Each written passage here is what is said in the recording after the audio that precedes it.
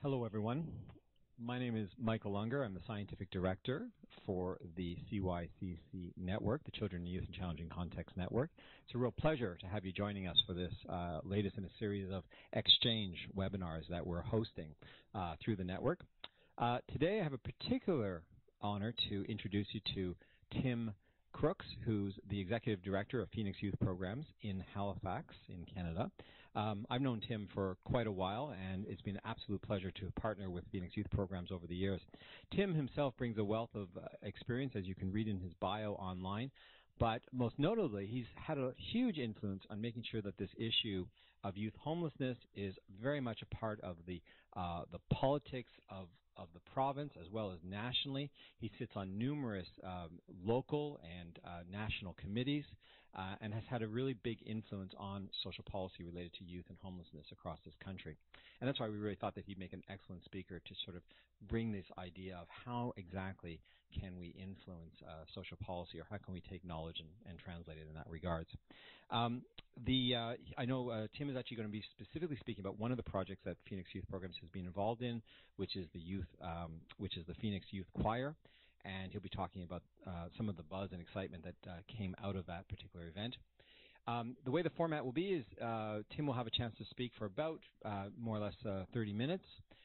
Followed by, we'll take questions, both from some of the people gathered in our audience here in Halifax, as well as people who are with us live through our chat. You can text in at any time or type in the questions that you want.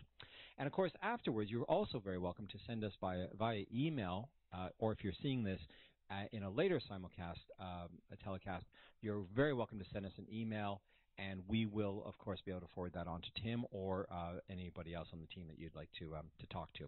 So, without further ado, I'd like to welcome to our xChange series, Tim Crooks. Thank you. So, thanks for the intro, Mike. Great to be with you and have this opportunity to talk a bit about the work of Phoenix. There's three main points, three main areas that I want to cover, but I just want to do a little housekeeping first of all.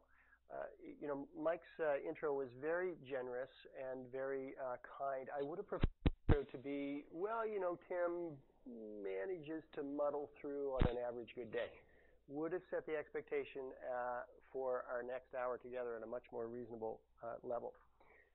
You're going to see me, for those that are following along that aren't in the room, we do have a group here that's in the room. Yay, thank you all for coming. For those that are following along online, if you see me looking over my shoulder in this direction, it's because those that are in the room are looking at the same PowerPoint presentation that you're following on your computer. They're seeing it on a screen here in the room that I don't think falls within the frame of the picture that you'll see of me. So if you see me casting my gaze that way, it's to take a look at the screen. So I want to jump in. I want to cover a lot of ground, and I'm actually going to speak for a little longer than 30 minutes, because there's three main points I want to make. But I do promise that we'll leave hopefully a good 15 minutes at the end to allow for some questions and some direct engagement. So that is my commitment. Without further ado, I do want to jump in. And again, I'm going to cover three main points, things that we have learned from our time in our work over the past 25 years at Phoenix, and that we offer up in a real humble way for consideration, and things that hopefully will influence your thought and potentially your work as well. So without further ado, this is the story of how we begin to remember. It's a line from a Paul Simon song, Under African Skies. This is why I love the line so much. So much of our work is not about that real concrete exercise of remembering something in that way where we think it was on this day, at this hour, that this specific factual thing happened. I want to talk about remembering by way of a process. Remembering in the kind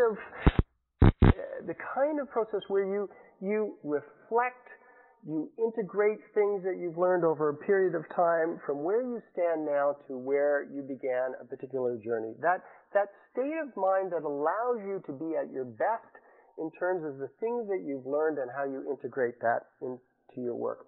It's a story of how we begin, how we get into that place of remembering. First, I want to set the context so you'll understand a bit about the message that you're going to hear, the context from which it comes. So I want to talk a little bit about the work of Phoenix. And please, as Mike highlighted in his intro, engage us at any time. So you'll have opportunity at the end to have Q&A. But if you want to seek us afterwards, if you see this online as it's posted on the website, please, we love to talk about our work, so be in touch. Because I'm going to cover our work, which we are passionate about in a really quick kind of way. This is our 25th anniversary year. And so I'm thrilled to say that we've been at this as an association with great passion and with folks that are incredibly skilled for the past 25 years. In fact, 2 days ago, we had our big 25th anniversary celebration in a spot that was packed with people and had great excitement, and had some of our youth who were in the initial 10 kids to have moved in to our first program, Phoenix House itself, some 25 years ago. So we are rich in story and rich in history and rich in the privilege that we've been afforded working with those kids for some 25 years. I really want you to know that. The second thing that I want you to know is, because it's here as a bit of a disclaimer, I want you to be open to what I want to talk about over the next period of time, and I want to set you at ease a little bit about our commitment to two issues. One, advocacy, and the second is social justice. And I need you to know that in our 25 years, we've worked with all political parties, and we've worked in ways that when it has called us to be, we have been active and animated and very much of the hit the street nature in the ways that sometimes when something big and significant and not to our liking happens, that you have to advocate in a really hands-on and direct kind of way. We have never hesitated to do that. We've never sold our soul 1 inch in the processes that I'm going on to describe to you. And I want to give you that reassurance just so that you can be at ease in understanding that we get the importance of doing that at certain times, in certain places, on certain issues. And we've never been shy to do it. Our commitment is to social justice, and specifically to working with youth and their families around making sure that they have the same opportunities we would all like to be afforded. So that's the disclaimer. I'm going to talk about different ways of getting a message through and influencing policy other than that. So other than that, in-your-face kind of advocacy that has its time and place and is, as I've already said, at times required. But I want to spend the bulk of today talking about other ways to get to the same end. I'm going to go on now and talk about our programs and services just so you can have a little bit of a sense of what we offer. So you'll see on your screen, this is a continuum of supports that we offer. This outreach program is brand new. We're very excited about it, and it's our ability for the first time in 25 years to go out into the community where youth are, specific one-on-one work to make sure that those youth are getting the supports that they require. Traditionally, as with many services, those youth have had to find their way to us. Now we have an opportunity to go to them. The Phoenix Prevention Program is next in our continuum. We do a lot of community development work. I'm going to talk about a specific community that we've had the pleasure of working with through that program. But we also have on staff 3 clinicians that do intensive clinical work. And so that's a huge part of that prevention program as well. We work with kids as young as the age of 12, with their families, of course, and up to the age of 25. Phoenix Center for Youth is a walk-in resource center located in the heart of Halifax, and we operate there from Monday to Friday, all of the services that you would imagine finding in a walk-in center. The youth shelter is a 20-bed facility that's very close to the walk-in center, and so there's a big connection between those 2 programs. Phoenix House itself, we're often still known in this community simply as Phoenix House, and that's because it was our first program to offer 25 years ago. It's a long-term residential facility with 10 youth.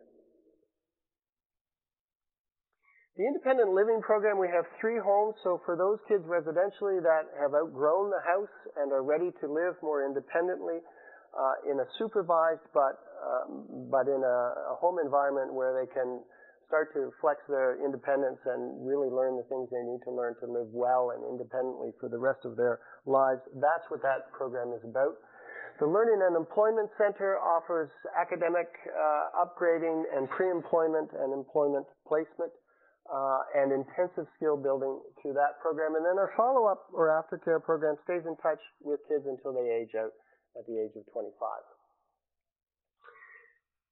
some of the services and supports I'm going to talk about, most notably the choir. So I'll go through these really quickly. We offer health services right across all of our programs. We have a full-time nurse and a whole support network of mental health supports that we're closely linked with. We have a parent support program for kids of ours that in turn have kids of their own. We offer special initiatives, which is involvement in arts and culture, and a whole diversity of programs that allow our kids to exercise their creativity, to find a voice, and to really explore that aspect of their lives. And then most notably for today's discussion, the Phoenix Community Choir, which I'll talk about momentarily. So that's the context.